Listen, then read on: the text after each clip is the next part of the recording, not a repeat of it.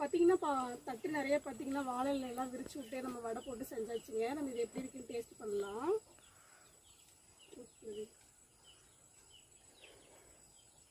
இது பார்த்தீங்கன்னா ஊற வைக்கிறதுக்கு ஒரு 1/2 மணி நேரங்க, நம்ம சுடுறதுக்கு ஒரு 1/2 மணி நேரம், ஒரு 1 மணி நேரம் இருந்தால் போதும்.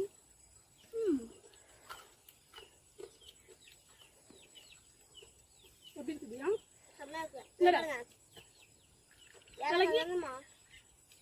சோம்பு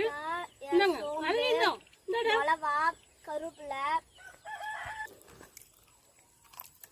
இது பார்த்தீங்கன்னா பருப்பு நம்ம வந்து அரையாக எடுத்தோம் இல்லைங்களா, கொஞ்சம் வரகுறையாக கொஞ்சம் முறுமுறுன்னு நம்ம இதாக எடுத்தோம்னா சுட்டு சாப்பிட ரொம்ப சூப்பராக இருக்குங்க.